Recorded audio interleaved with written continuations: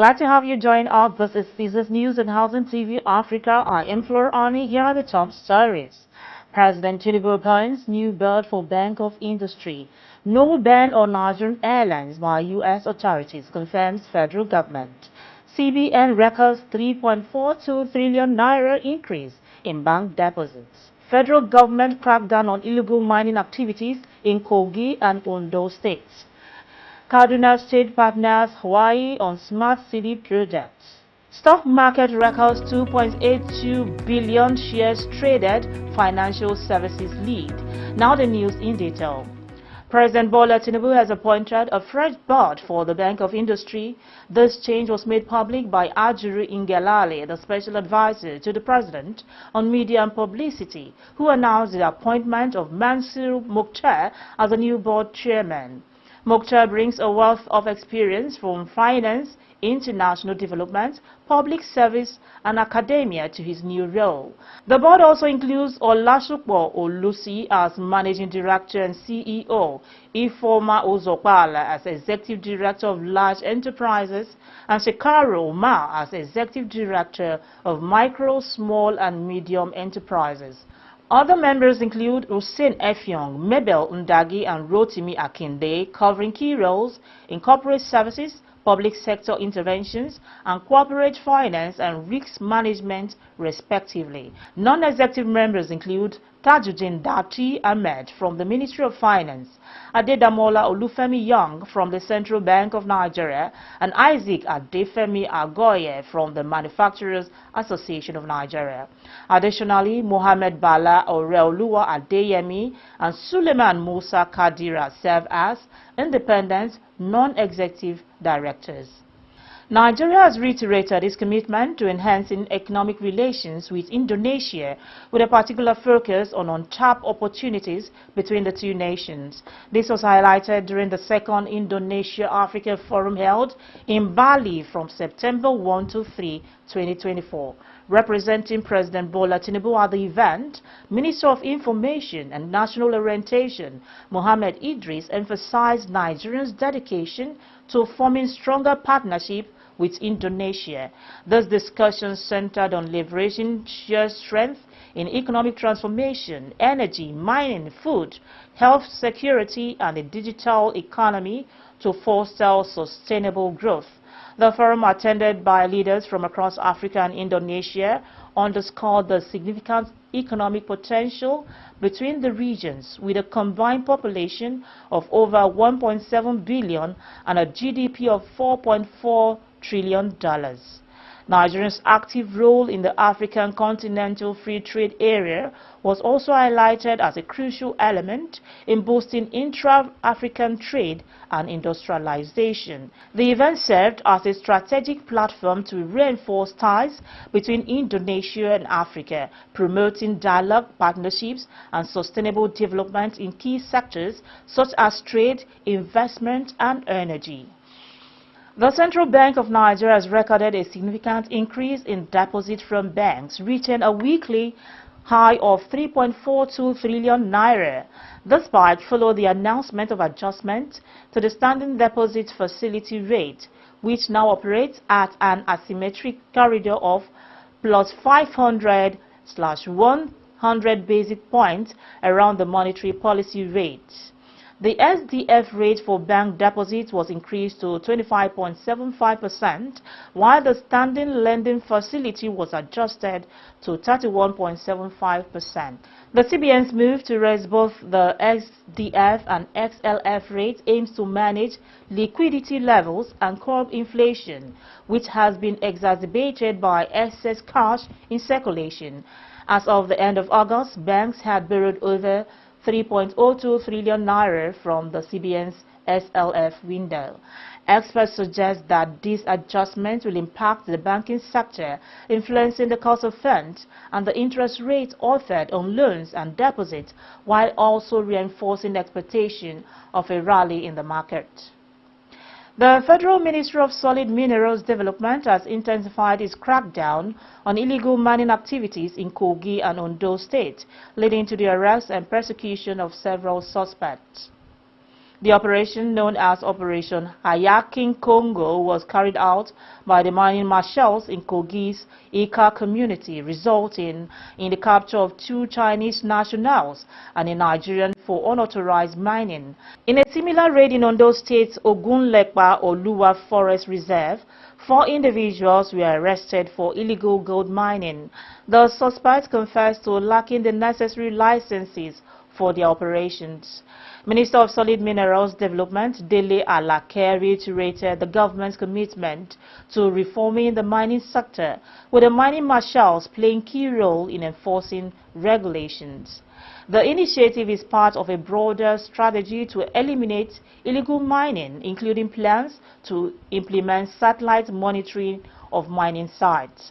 The arrest marked the beginning of a more comprehensive effort to sanitize the mining sector and ensure compliance with Nigeria's Mineral and Mining Act. The Financial Reporting Council's Executive Secretary, Dr. Rabiu Olowo, has urged the House of Representatives Committee on Commerce to expedite the passage of the Electoral Charter Bill in Nigeria. During a recent oversight visit to the FRC office in Lagos, Olowo emphasized that this bill's approval will align electoral practices in Nigeria with global standards. Olowo also sought legislative backing for the implementation of governance codes in Nigeria's public and non-profit sectors. He expressed optimism about the committee's support, highlighting the importance of stakeholder cooperation in enhancing regulatory efficiency. Munir Ahmed, chairman of the House Committee on Commerce, reassured the FRC of the National Assembly's commitment to fostering a conducive business environment in Nigeria. He emphasized the need for policies that drive economic growth and safeguard investment. Ahmed further stressed that the committee would work tirelessly to provide the necessary legislative support for the FRC, ensuring the agency can effectively fulfill its regulatory duties. Nigeria's external debt services for the first 7 months of 2024 surged by 53.63%, reaching $2.78 billion, up from $1.81 billion in the same period the previous year. This significant increase was revealed in the Central Bank of Nigeria's weekly international payment report. The CBN data highlighted that the highest payment was made in May 2024, totaling $854.36 million, followed by $560.51 million in January and $542 million in July. Debt servicing in February, March, and April remained below $300 million, with the lowest payment recorded in June at $50.82 million. The Debt Management Office reported that Nigeria's total public debt stood at 121.67 trillion naira as of March 31, 2024, a sharp increase from 97.34 trillion naira as at the end of 2023. The rise in debt was partly attributed to naira devaluation and new borrowing. Experts warn that Nigeria risks falling into a debt trap if the trend continues. They recommend reducing borrowing and focusing on capital expenditure rather than consumption to avoid future financial strain. The federal government, through the Nigerian Ports Authority, has signed a 16-year concession agreement valued at 11 billion naira with Sandals Tinkan Water Project Limited for the Tinkan Island water system. The agreement was finalized at a ceremony at Tinkan Island Port Complex. NPA Managing Director Dr. Abubakar Dasoho stated that the concession was necessary due to the deterioration of water treatment facilities at the port.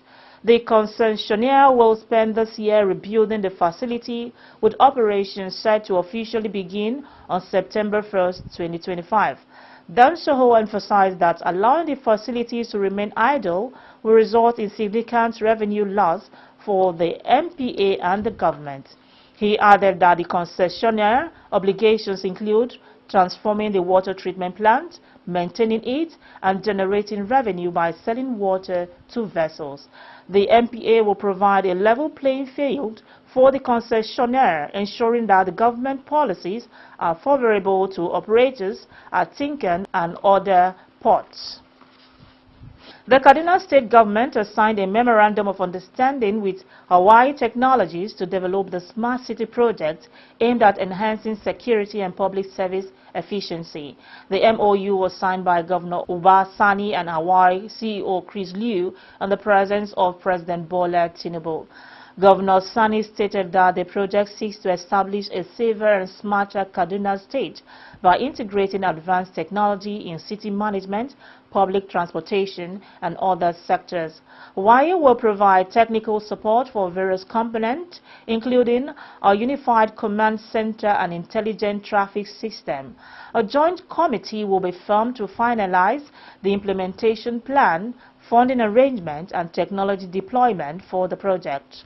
The Kaduna State government and Hawaii are committed to ensuring the project's sustainability and value. This partnership is expected to attract investment and enhance the state competitiveness in various sectors, contributing to the overall development of Kaduna State. The federal government has clarified that the United States has not imposed a ban on any Nigerian airline. This was disclosed on Monday by the Acting Director General of the Nigerian Civil Aviation Authority, Chris Najumo, who addressed recent concerns in a statement. Najumo explained that Nigeria attained the International Aviation Safety Assessment Category 1 status in 2010 and was re-evaluated successfully in 2014 and 2017. However, the country was delisted in 2022 due to the inability to maintain the required standards for the permit. He emphasized that the delisting was not related to any safety or security deficiencies in Nigeria's oversight system. Nigerian operators can still fly to the U.S. using wet lease aircraft from countries with the current Category 1 status. The NCAA reaffirmed its commitment to upholding international safety and security standards, ensuring compliance with global aviation norms, including the sovereignty of states as per the Convention on International Civil Aviation. The Dangote Petroleum Refinery has announced its readiness to export premium motor spirit if local petroleum dealers, including the Nigerian National Petroleum Company Limited, fail to purchase the product. This was disclosed by Devakuma Edwin, Vice President of Oil and Gas at Dangote Industries Limited, during a live show on Monday. Edwin confirmed that the refinery has commenced petrol production, but revealed that local oil traders have blocked sales within Nigeria by opting to import diesel and aviation fuel instead. Consequently, the refinery has been first to export its petroleum product. He expressed disappointment over the challenges faced in securing crude supplies, leading to the importation of crude from the United States and other countries. Edwin emphasized that the refinery has the capacity to meet local demand, but the lack of local patronage might necessitate further exports. The refinery, boasting world-class facilities and Euro 5 grade products, continues to export aviation fuel and diesel internationally. Edwin reiterated that Dangote's investment was aimed at benefiting Nigeria, but local support is crucial for this goal to be realized.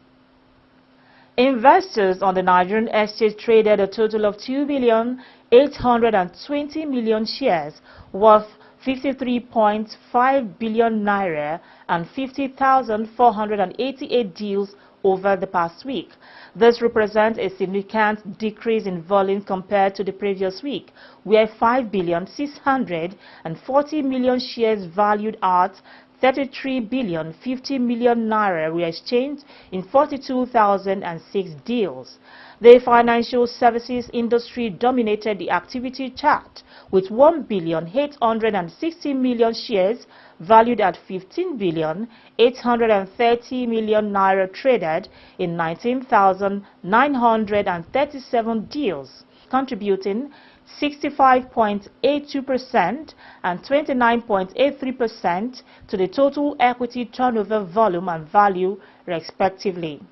Following this was the oil and gas industry with 288,810,000 shares worth 11,300 million naira traded in 9,365 deals. The services industry secured the third position with a turnover of 177,670,000 shares worth 437,174,000 naira in 3,604 deals.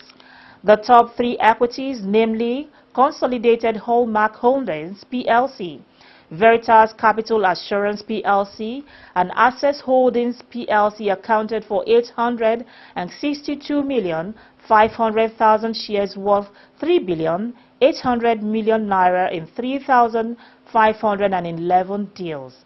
In total, 56 equities appreciated in price during the week, while 26 depreciated and 69 remained unchanged, showing a mix of market reactions compared to the previous week. That's the most we can take on Housing TV Africa's business news, but before we go, here's a recap of our top stories. President Tinubu appoints new board for Bank of Industry. No ban on Nigerian airlines by U.S. authorities, confirms federal government.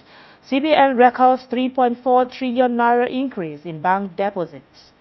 Federal government cracked down on illegal mining activities in Kogi and Ondo states. Cardinal State partners with Hawaii on smart city projects. Stock market records 2.82 billion shares traded, financial services lead. To get more news in the housing sector, subscribe to Housing TV Africa on YouTube. Follow Housing TV Africa on all social media platforms. Don't forget to download the Housing TV Africa mobile app on Google Play Store and App Store to stay connected. I am Flora Ani. Thanks for watching the business news.